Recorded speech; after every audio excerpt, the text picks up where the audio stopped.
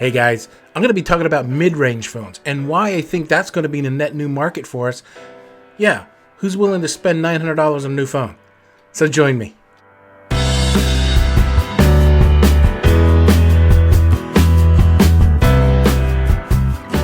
Happy Monday. Hopefully y'all are doing well. Hey, if you didn't notice, last Friday I did a video on what I call a cell phone game.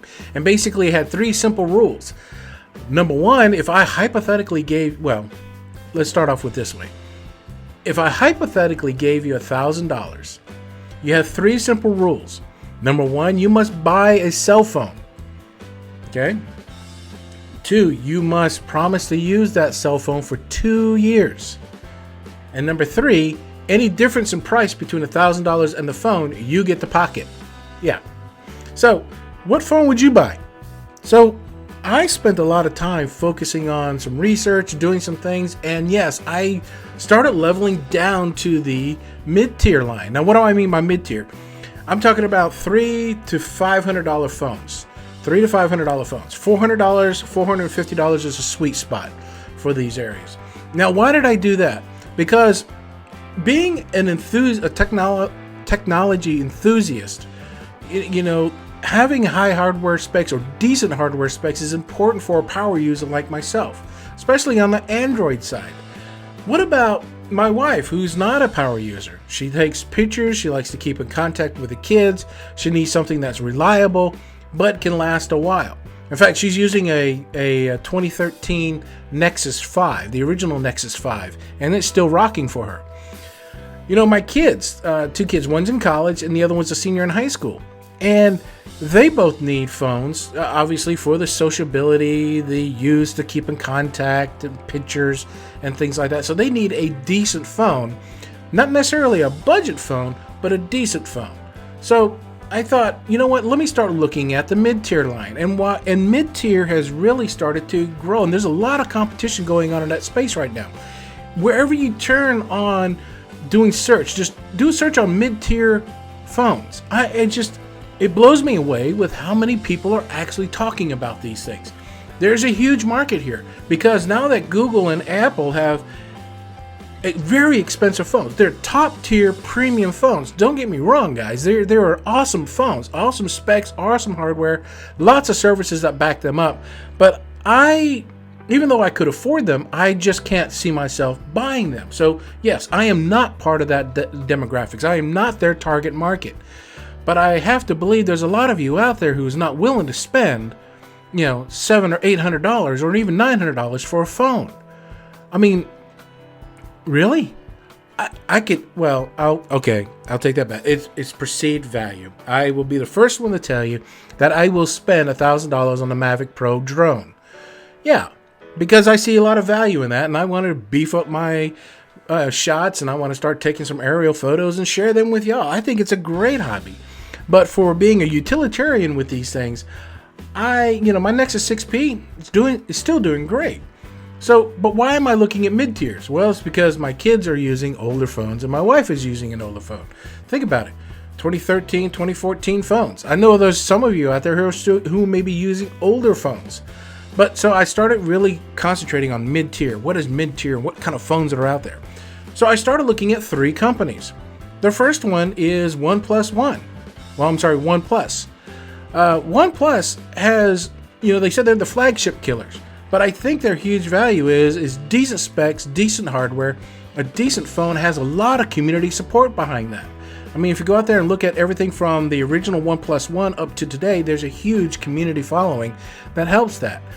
Number two, and they're relatively up to date. Number two, I'm looking at the ZTE Axon 7, another great phone. Great specs and everything else like that, has a great following, starting to really an up-and-comer in this space. Another one is Alcatel. Alcatel, they have a new line called the Idol. The Idol 4S is out. A little bit slower processor, a little bit slower in the GPU, but comes with virtual reality and is meant for virtual reality. Just like the Google Pixel, it's meant for their Daydream, and they give you a piece of hardware if you pre-order the phone. Alcatel does the same thing on their Idol 4S. They give you a virtual reality headset. So let's compare these things right now. So let me pull up my little thing so I can keep following along with you. As you see here, I named the OnePlus, the ZTE, and the Alcatel phones, and I listed out basic things.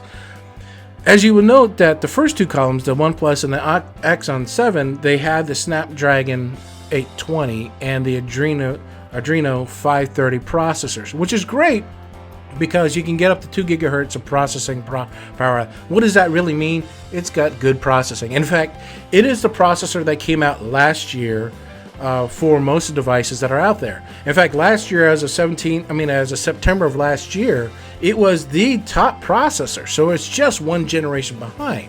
The new one is out right now. Is the Snapdragon 821 with the same GPU. But let me tell you the difference between the 821 and the current 820.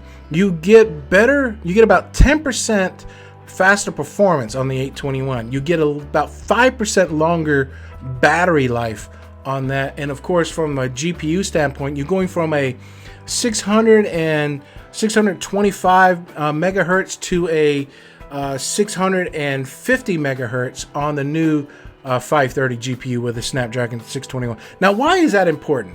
Well, again, value.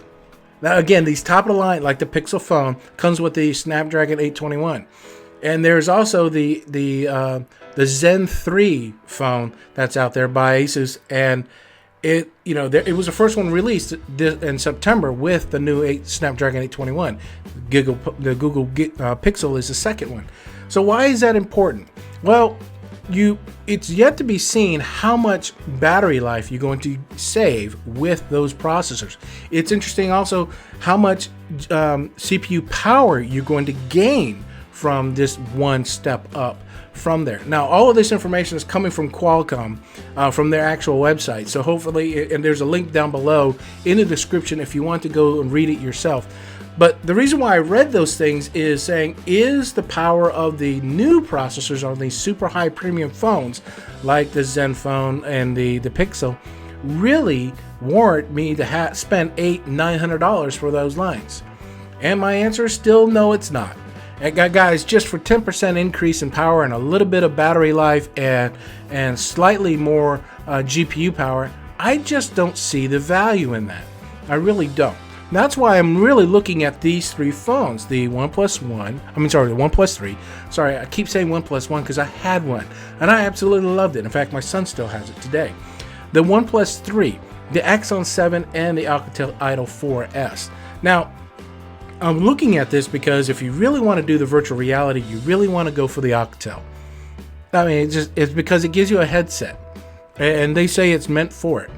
But if you're looking for just great hardware with good performance and a decent price that will last you a couple of years, you definitely want to be looking at the OnePlus 3 and the Axon 7. So if I wrote myself a check for $1,000, what would I go for? I'll spend $400 on a phone and pocket the $600. Done. That to me is what I would do. I would probably go with the Axon 7. The reason being is that, granted, the OnePlus 1 has more memory, but the Axon has a better screen. It's better DPI, a better resolution on it. In fact, a 2K resolution, which is pretty nice. That and a bigger camera sensor. That's where I'm going for. So, guys, I'm not trying to draw this out too much. And let me get back here to I'm not trying to draw it out too much. I just wanted to share my thoughts on that. Again, looking at mid-tier $400 phones, is it worth it? Yes, it is absolutely worth it. Is it something that most of us, I would call the normal crowd, not the high, must have the high-end specs and not the budget track phone type things. I'm talking about the mid-tier levels. If you want a good phone that lasts a while, this is what you want to look at. In fact, I ordered a track phone for one of my daughters because, she was like, I got to have a new phone, and my wife needs a new phone, so I'm going to be trying that out and letting y'all know about it because even the track phone line is starting to kick in. So look in a couple of weeks to look into that and see how that goes. I won't tell you what I bought, but we'll go for it when I receive it. I'm going to actually make it my daily driver for at least a week to see what happens.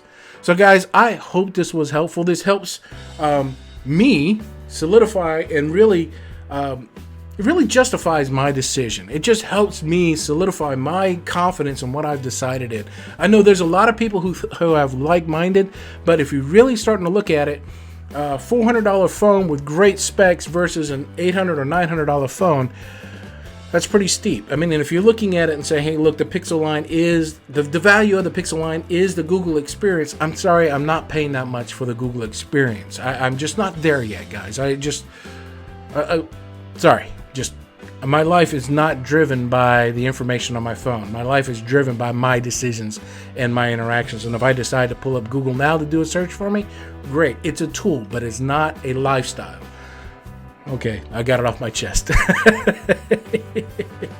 Guys, I hope you have a great rest of the week. Hey, if you like what you're seeing or you enjoy what you're seeing, hit that like button and do me a favor. If you think this is of value of other folks, please share this link with everybody, or just share it on Google or Facebook or wherever.